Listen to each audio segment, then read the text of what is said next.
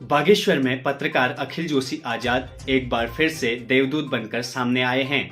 हालांकि पिछले लंबे समय से समाज सेवा का जज्बा और जुनून को लेकर अखिल जोशी आजाद ने कई लोगों की जान बचाई है, लेकिन इस बार कुछ ऐसा करतब अखिल जोशी आजाद ने किया है कि चारों ओर लोगों के द्वारा अखिल जोशी आजाद की प्रशंसा की जा रही है।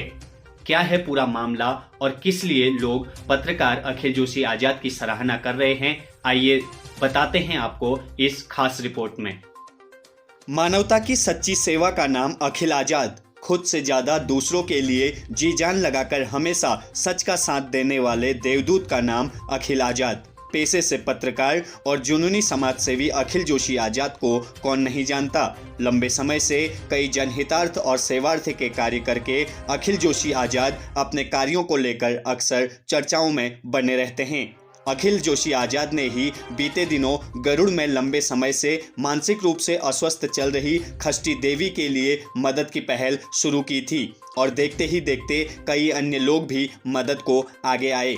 मानसिक रूप से अस्वस्थ खष्टी को देहरादून मानसिक रोगी अस्पताल सेलाकुई में भर्ती कराया गया। इस कार्य में समाजसेवी और गजानन रेस्टोरेंट स्वामी चंदन सिंह थायत सहित अन्य लोगों ने भी अखिल जोशी आजाद का भरपूर सहयोग किया है। बताते चलें कि कई लंबे समय से अखिल जोशी आजाद दीन दुखियों की सेवा करते आ रहे हैं। साथ ही पूर्व में भी मानसिक रूप से अस्वस्थ पीड़ितों के साथ साथ कई भटके हुए युवाओं को भी सकुशल उन्होंने उनके घर पहुंचाने का काम किया है। यही कारण है कि जनपद ही नहीं बल्कि प्रदेश स्तर पर भी अखिल जोशी आजाद के कार्य की सराहना हो रही है। वहीं इस दौरान भारतीय रेड क्रॉस सोसाइटी जनपद शाखा बागेश्वर के सचिव आलोक पांडे ने बताया कि अखिल जोशी आजाद के द्वारा किए गए इस सराहनीय कार्य के लिए रेड क्रॉस सोसाइटी बागेश्वर के द्वारा अखिल जोशी आजाद को सम्मानित किया जाएगा। नमस्कार, मेरा नाम अखिल आजाद जोशी है और मैं राष्ट्रीय स्वयंसेवक संघ का स्वयंसेवक हूँ। वर्तमान में खंड का प्रचार प्रमुख हूँ गरुड़ क्षेत्र से। और आपने जो मेरे से सेवा के बारे में पूछा, तो संघ का जो जन्म हुआ वो सेवा भाव लेकर हुआ है और एक स्वयंसेवक के नाते मैं हमेशा प्रयास करता हूं कि समाज के जो शोषित हैं, जो ज़रूरतमंद हैं, उनकी मदद की जाए। और संघ भी हमें यही सिखाता है कि हमारे जीवन से दूसरे का जीवन हमेशा सुखी रहे, उसका दूसरे का जीवन, ज़रूरतमंद का जीवन निरोगी रहे, उसकी सेवा के लिए हम क्या कुछ कर सकते हैं, ऐसा हमें संघ सिखाता है। इसी भाव को लेकर हम अभी समाज में कार्य कर रहे हैं। पूर्व में वर्ष 2018-19 की बात है, मध्य प्रदेश के कोई व्यक्ति पिछले लंबे समय से घर से भटके हुए थे। हमने जनसहयोग से उनको सोशल मीडिया की मदद से उनके परिजनों से मिलाया। उसके बाद एक सुनीता नाम की बहन हमारे इस क्षेत्र में घूमती थी, उसका सेलाकुई में उपचार कराया। इन दिनों उसकी स्वास्थ्य थोड़ा सा उसका गड़बड़ है क्योंकि उसकी दवाइयाँ छूट गई हैं, उसके लिए भी हम व्यवस्था कर रहे हैं। उसके बाद एक तमिलनाडु का तमिल भाषी युवक था जो भटक चुका था घर से, वो हमें देहरादून ग्वालदम राष्ट्रीय राजमार्ग में मिला, जिसे जन सहयोग से हम दिल्ली तमिलनाडु हाउस ले गए। वहाँ से उनके परिजनों तक, वर्तमान में वेंकटेश नाम का युवक था, वो अपने परिजनों के पास पहुँच गया है।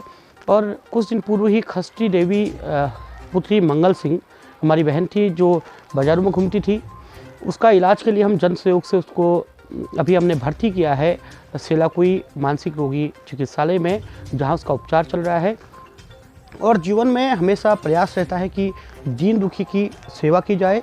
हमारे धर्मशास्त्र हमें निर्देश देते हैं कि हम अपनी आय का छठा हिस्सा समाज व देश धर्म के लिए समर्पित करें, ऐसा हमारे धर्मशास्त्र हमें कहते हैं। दूसरा, मानव का एक स्वभाव हमेशा रहना चाहिए कि वो दीन दुखी की सेवा के लिए आगे आए।